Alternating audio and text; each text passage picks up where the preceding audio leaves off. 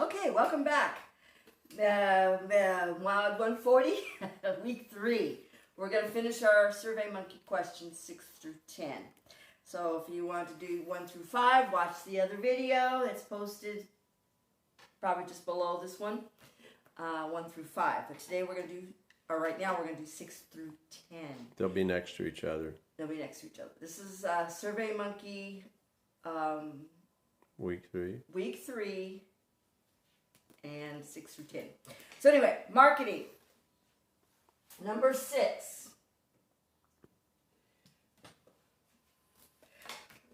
The question is, what is price elasticity of demand?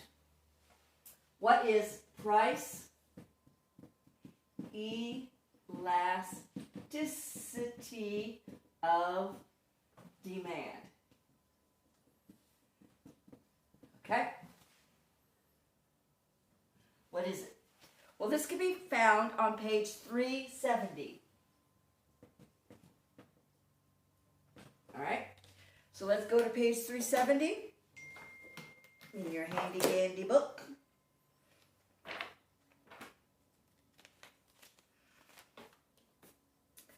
All right, price elasticity of demand.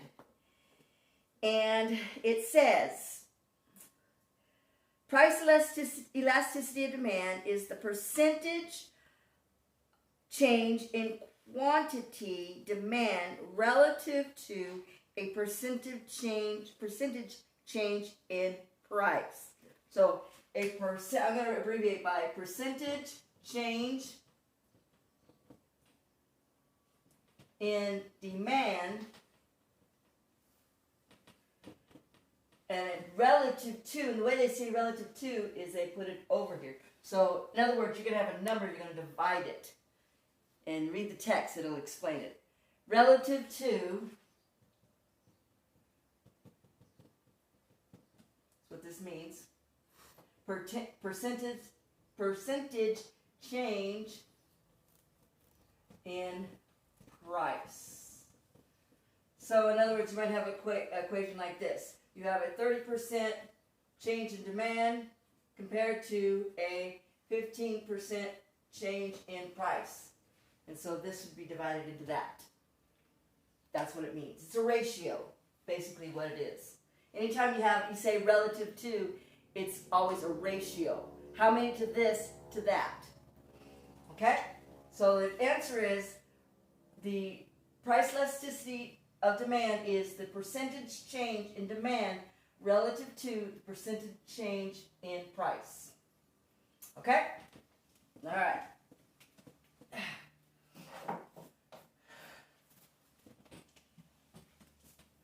Number 7.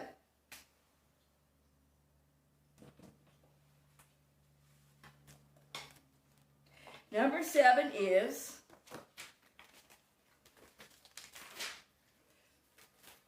what does break-even analysis mean? What does break-even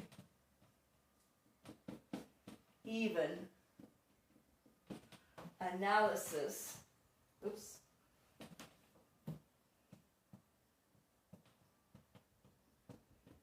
mean? Okay, so that can be found on page 372. Okay? So let's go there. 372, break-even analysis is a technique that analyzes the relationship between total revenue and total cost to determine profitability at various levels of output. So a technique that analyzes the total relationship between total revenue, that's how much money comes in, and total cost, that's how much it costs you to produce the product. Okay?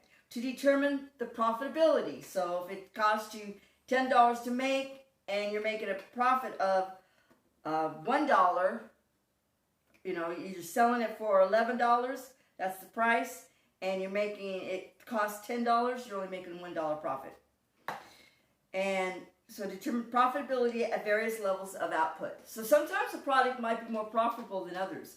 Usually a product is more profitable if you can make more at a time, or if you can have more like an assembly line. One of the reasons why the Model T became popular was because they figured out, or supposed to say Henry Ford, figured out a way of standardizing the method of creating the car, standardizing the parts.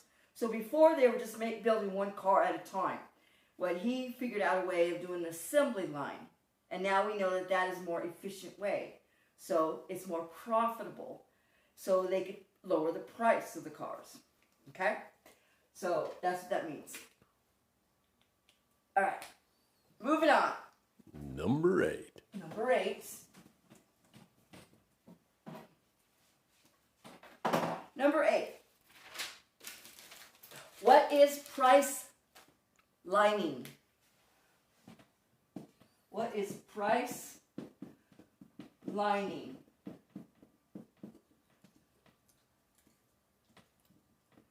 Okay, this can be found on page 384.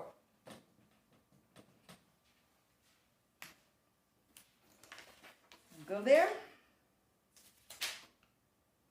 384 takes us into chapter 14. Price lining. Often a firm that is selling not just a single product but a line of products may price them at a number of different specific pricing points. This is called price lining. For example, a department store may price a line of women's casual slacks at $59, $79, and $99. This assumes that the demand and elasticity. So it really depends on where it's in demand and also where it's being sold, and maybe at what places would be willing to sell them at a particular price. So if you go to one particular area, they would probably be able to sell them for $99, and they go into another area, they might not have to be able to sell them for $99, so they reduce it for $59. So that's what it means. Different prices at different points. Okay? That's ready for number 9? Number 9. Okay.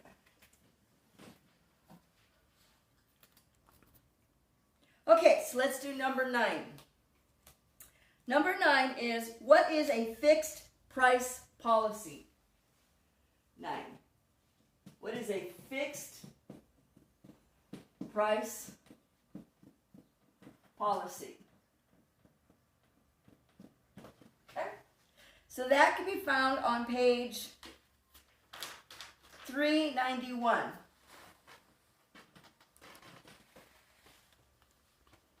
So let's go there.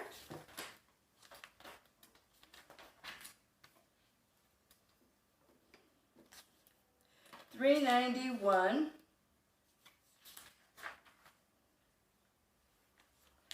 All right, a fixed price policy is also called one price policy, aka also known as one price policy.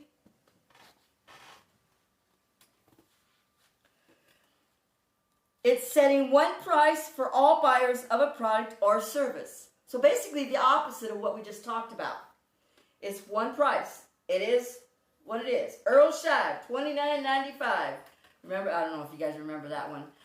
It was a car paint job, and it was a commercial that would come on. And every so years it would go up $20. I remember it used to be $29.95, and then I think by the time it ended, it was at $99.95. Anyway. It's probably a couple hundred now. But anyway, one price, that's it. You know, except for with inflation. But they don't charge it different for different locations or different places or different circumstances. Okay, so that's it. So let's move on to number 10.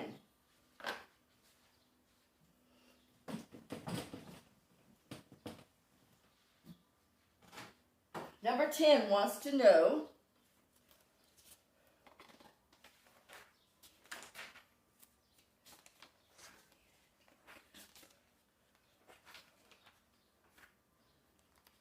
Okay, number 10 wants to know, what is predatory pricing?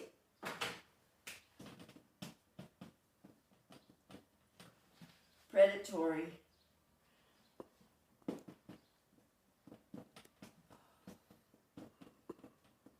What is predatory pricing? Think of a predator, right? It doesn't sound like it's a good thing. So this can be found on page 401. Predatory pricing. Predatory pricing is the practice of charging a very low price for a product with the intent of driving the competition or competitors out of business. So in other words, your prices are so low that the other competitors can't compete, and they lose that market on it. Okay, so yeah, it sounds unethical in its very nature, in the way they call it predatory. It's probably legal, I'm sure, but again, it's offering the product at a very low price that the other competitors can't compete. There's obvious some way that this company has found a way of being able to price it so low. Now, there may be skimping on quality, or using cheap parts, or whatever, because you know, if other companies can't price it at that low, they would. So if they can't price it as low as this company, there's got to be a reason. So anyway, that's it. Those are the 10 questions. So please post these and get these completed by Monday to SurveyMonkey.